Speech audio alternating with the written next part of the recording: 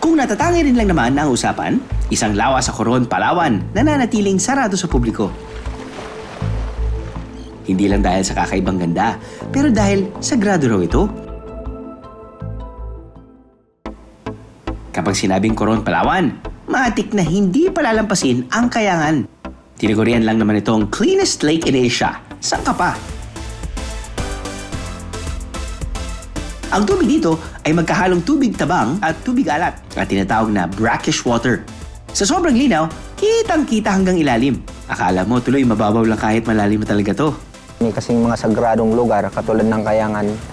Bali, inirerespeto namin noon yung Kayangan, pero nakita namin na isa sa makakatulong doon sa aming tribo, kaya ibinukas namin doon sa turismo para makapunta dyan yung mga turista, para makatulong doon sa aming membro na mayroon kaming populasyon na 600 families. Pero alam niyo ba na hindi ito ang nag-iisang lawa sa isla? Sa katunayan, may mga isla rito sa Coron na hindi pa raw nararating ng mga turista. Binabantayan daw ang mga ito ng mga tagbanwa na nakatira dito. Maswerte tayo, Bieros, dahil tayo raw ang kauna-unahang tagalabas na makasisilip sa isa pa sa mga sagradong lawa ng mga tagbanwa. Para marating ito, kinakailangan tawirin ang kabilang dulo ng Kayangan Lake sakay ng balsa.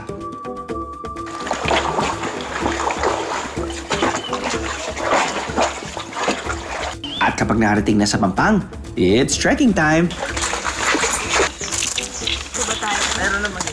Tanda na wala pang tagalabas na nakapapasok sa lugar. Kinakailangan pang magtabas ng mga halaman para magkaroon ng daan.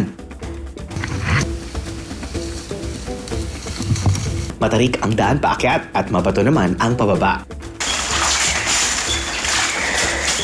Makalipas ang halos isang oras ng pag-akyat sa bundok, sa wakas, narating na rin namin ang sinasabing sagradong lawa.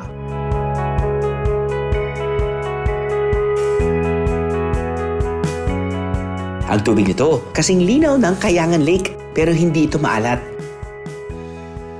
Malamig. Tapos, pag sobrang linaw yung tubig, kailangan pag lumoy ka banda ro, para kang may wet belt na pauba ka. Dahil siguro tabang yung tubig. Ang paligid daw ng lawang ito ay pinamumugaran ng mga ibong balin sa sayaw na ang pugad ay kinokolekta ng mga tagbanwa para ibenta. Ginagawa naman itong bird's nest soup sa ilang restaurant.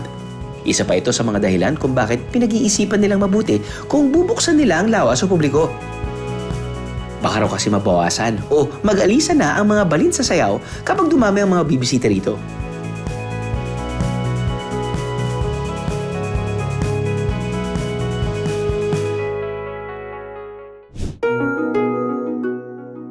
Ang malinaw na tubig mula sa bukal? Pwede rin daw inumin. How clean!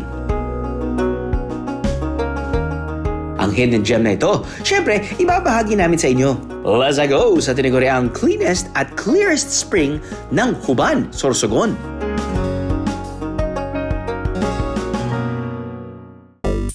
Basic ang 15-minute habal ride sa ganda ng nadatnan namin.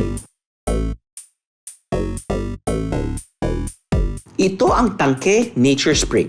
Pero bakit nga ba tinawag itong tangke? Bakit nga kasi tangke? Gulong-gulong doon ka sa kabila. Yan. Bakit nga ba tangke? Bakit ka galit parate? Kumain naman yan. Kumain din yan. High blood. Bakit tangke? Oo nga, alam ko kanina nyo pang tinatanong sa sarili nyo. Bakit nga ba tinawag tong lugar na tangke? Feeling ko, sir, Oh. pag tangke kasi, Oo. tangke ng truck, Tangke na truck? parang di pwede dahil bakal. Ikaw, Job. Tangke. Siguro sir, pakiwari ko dahil tangke, ipunan. Ipunan ng basin ng tubig. Pwede. Pwede. O kaya masyado silang mababait. Pwede sila magpasalamat. Thank you. Thank you. Nakakuha ko doon sa host namin kanina yun eh. Yan. Tangke. Buti na lang, nandito pala yung may-ari. Kami ka po rito sa tangke nyo. Apo, para po matigil po ang kalukuhan namin. Buti na lang dumating ko kayo kasi talagang kamot ulo ho kami. Nay, bakit nga po bang tinawag niyong tangke itong napakagandang lugar niyo? Kasi ganito po yun. Natawag po yan tangke kasi yung mga ninuno po namin kumukuha ng tubig inumin. So, safe water to drink po yan hanggang ngayon po. Ano na yun? Yes po. Kahit uminom po kayo ngayon, safe po yan. Confirmed! Talagang napakalino ng tubig. Refreshing.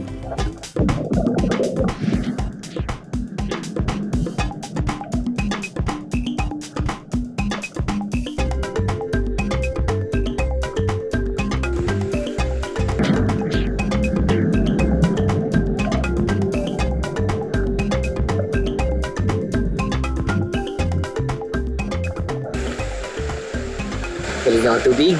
Malinis ang tubig. Malamig ang tubig. Ay, perfect during summer.